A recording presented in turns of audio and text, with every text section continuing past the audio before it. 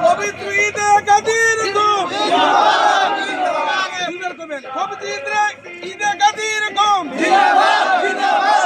পবিত্র ঈদে গাদির কম পবিত্র ঈদে গাদির কম নারে হায়দারি নারে হাসনাইন হাসান হোসেন নারে হাসনাইন নারে হাসনাইন ইয়া হাসান হুসাইন নারে হায়দারি ইয়া আলী ইয়া আলী নারে হায়দারি ইয়া আলী পবিত্র ঈদে গাদির কম পবিত্র ঈদে গাদির কম জিন্দাবাদ জিন্দাবাদ আদিনাবাসীর পক্ষ থেকে শুভেচ্ছা আলে বাইতের পক্ষ থেকে শুভেচ্ছা আলে বাইতের পক্ষ থেকে শুভেচ্ছা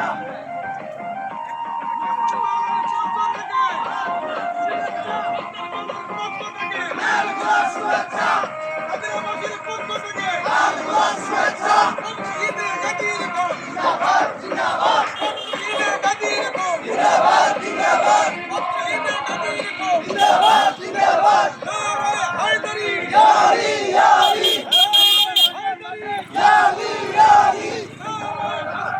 জিন্দাবাদ জিন্দাবাদ জিন্দাবাদ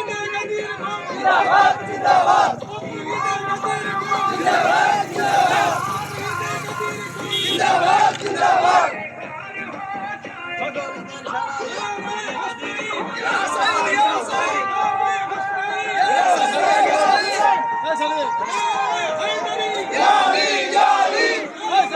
ইয়া আলী ইয়া আলী ইয়া আলী ইয়া আলী ইয়া আলী ইয়া আলী ইয়া আলী ইয়া আলী ইয়া হুসাইন ইয়া হুসাইন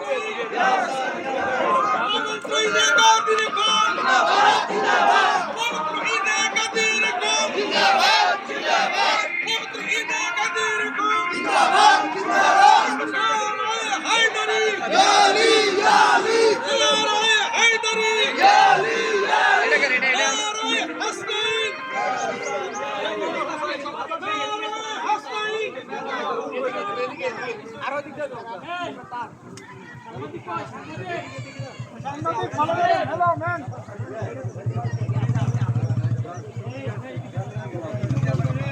আপনার সবার সামনে গেলে কেন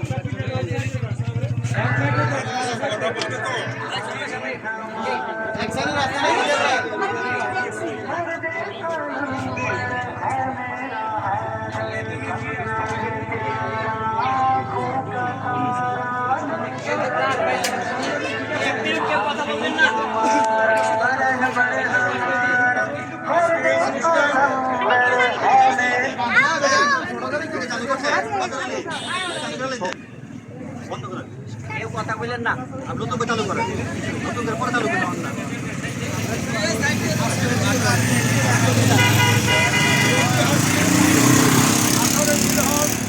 দশম হিজরি 632 খ্রিস্টাব্দে হযরত সাল্লাল্লাহু আলাইহি সাল্লাম তিনি নবুয়ত পরিসমাপ্তি ঘটবে তাই তিনি সিদ্ধান্ত নিলেন এই বছর আমি হজে যাব, হজে গিয়ে হজের কাজ সম্পাদন করিয়া আমার স্থলাভিষিক্ত করে দেব মাওলা আলীকে।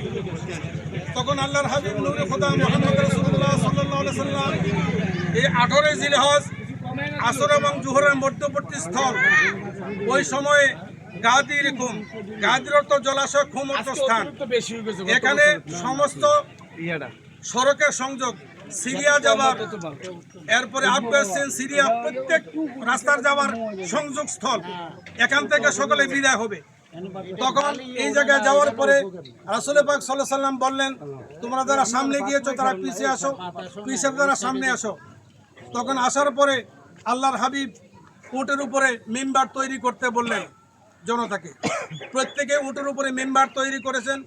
মিম্বার তৈরি করার পর আল্লাহর হাবিব নূরে খোদা মুহাম্মদ রাসূলুল্লাহ সাল্লাল্লাহু আলাইহি ওয়াসাল্লাম হযরত মাওলা আলীর দুই বাহু ধরে উঁচু করে আলগি দিয়ে মিম্বারে উঠাইয়া তিনিকে বসাইলেন। তখন তিনি প্রশ্ন করেছিলেন প্রত্যেকের, তোমরা কি জানো সে কে?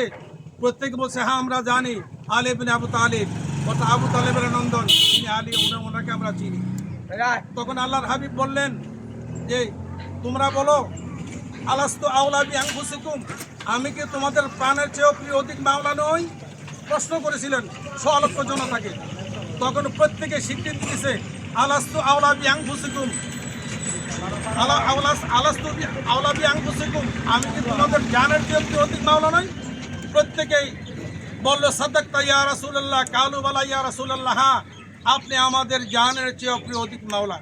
এই স্বীকৃতি পেয়ে আল্লাহর হাবিব নূরে খোদা মুহাম্মদ রাসূলুল্লাহ সাল্লাল্লাহু আলাইহি সাল্লাম তখন তিনি প্রত্যেকের বললেন, মান কুনতু মাওলাহু ফাহাযা আলিউন মাওলাহু, অর্থাৎ আমি যার যার মাওলা, আমি যার যার মাওলা। তোমরা স্বীকৃতি দিয়েছো, আজ হতে আলী তার তার মাওলা, আজ হতে তার তার মাওলা। মান কুনতু মাওলাহু ফাহাযা আলিউন মাওলাহু, অর্থাৎ সমস্ত মুমিনদের মাওলা।